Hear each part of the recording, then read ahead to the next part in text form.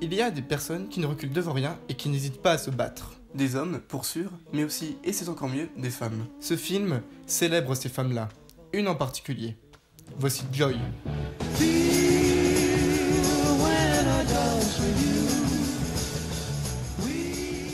Réalisé par David O. Russell et sorti en 2015, Joy est inspiré d'une histoire vraie et librement adaptée au grand écran. Il s'agit de celle de Joy Mangano, grande entrepreneuse ayant inventé la Miracle Mop, une serpillière auto-essorante dont les ventes par téléachat ont explosé dans les années 90. Le film retrace la construction de son entreprise et nous dresse le portrait d'une femme forte. Le premier plan du film est un passage de soap opéra que la mère de Joy regarde en permanence allongée dans son lit. En voix off, la grand-mère de la protagoniste raconte l'histoire de celle-ci. Les personnages gravitant autour de Joy sont présentés dès le début. Sa grand-mère, ses parents divorcés, sa belle-sœur ainsi que sa meilleure amie.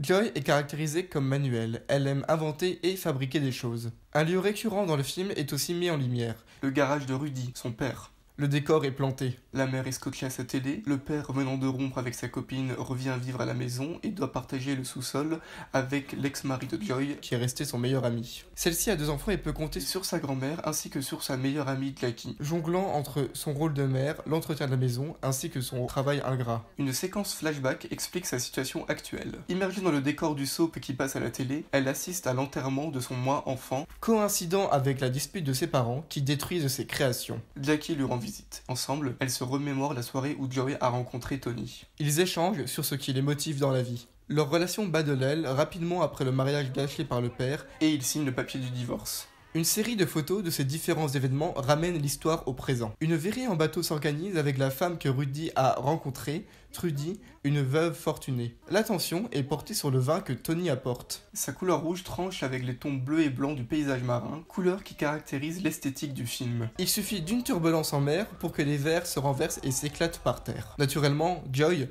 habituée à tout faire à la maison, nettoie les dégâts. Un zoom focalise le regard sur ses mains essorant la serpillière pleine de bouts de verre occasionnant de profondes entailles. En se faisant bander les mains, Joy a une idée. Là-dessus, elle accueille le plombier venu réparer une fuite sous le parquet de la chambre de sa mère.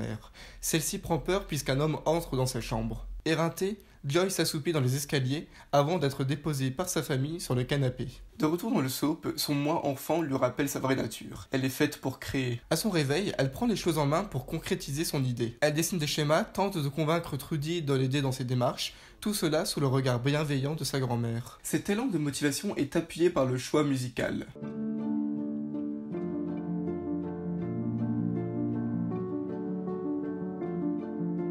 Jackie la soutient tandis que Peggy s'oppose à cette soudaine lubie.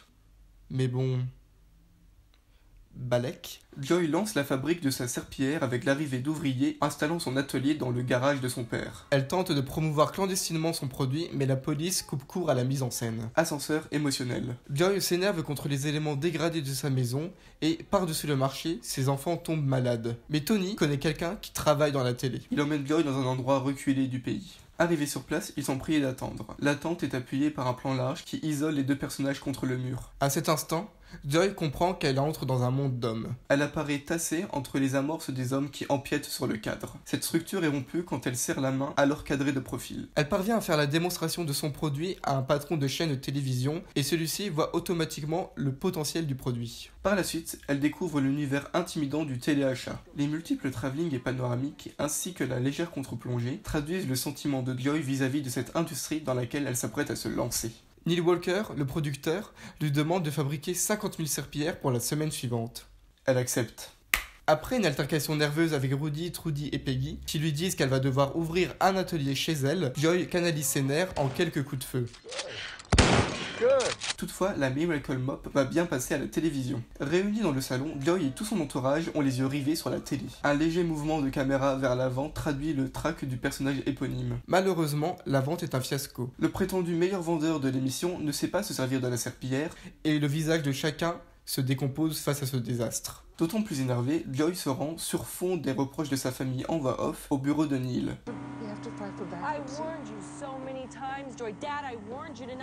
Faisant preuve de force de caractère, elle le convainc de présenter elle-même son produit à la télévision. Elle refuse l'accoutrement réglementaire et préfère sa tenue de tous les jours. Elle se retrouve alors sur le plateau tournant, sous le feu des projecteurs.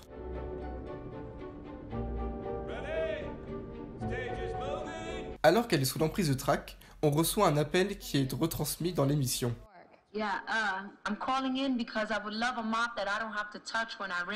Il s'agit de Jackie qui lui vient en aide, faisant écho à la scène du parking. La force de ce passage est appuyée par la montée des violons et des percussions, accompagnant la démonstration efficace et naturelle de Joy.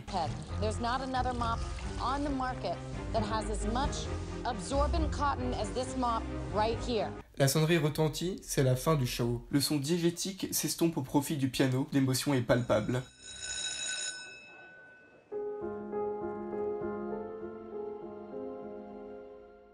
Après une séquence de période de défaite,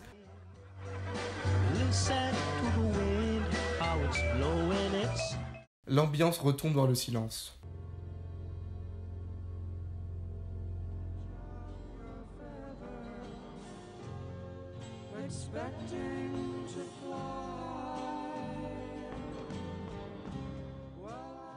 La cérémonie de l'enterrement achevée, ce n'est plus la regrettée grand-mère qui est à l'ordre du jour, mais bel et bien l'argent, selon son père et sa demi-sœur du moins. Celle-ci a payé des factures injustifiées aux fournisseurs en matières premières californiens, sans en informer Joy. Rudy et Peggy comptaient manufacturer une invention de celle-ci, mais Joy décide de se rendre en Californie. En arrivant dans les locaux, elle voit sa serpillière dans une vitrine. Après un échange au cours duquel Joy se voit réclamer de l'argent qu'elle refuse de donner, elle découvre un hangar où est fabriquée sa Miracle Mop.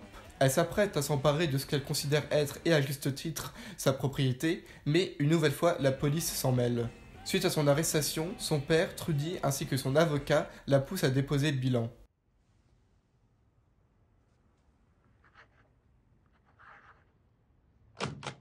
Le rêve est mort, grand-mère n'aurait pas dû croire en elle.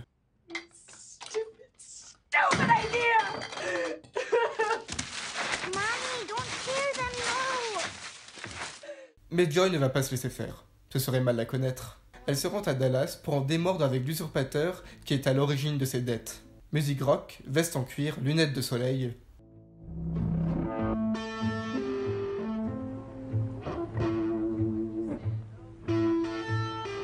En fouillant un peu, elle s'était rendue compte de la fraude dont elle était victime. Le Texan, qui dirige l'entreprise californienne, a fait breveter son invention. L'homme peut tomber pour fraude. L'assurance de la jeune femme est illustrée par des plans fixes ainsi que l'absence de musique.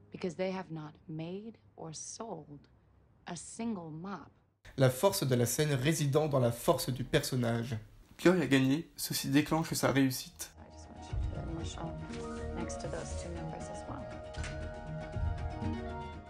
Ellipse. Joy pérennise en tant que femme d'affaires. Elle aide de nouveaux inventeurs à concrétiser leurs projets, se reconnaissant en eux. La grand-mère réintervient en voix off. Joy ne savait pas, en descendant cette rue, que tout cela allait arriver. En conclusion, Joy, c'est l'histoire d'une femme qui s'endurcit constamment. Malgré les coups durs que la vie lui inflige, elle se relève toujours et ne perd pas de vue son objectif. She didn't know any of this would happen as she walked that day.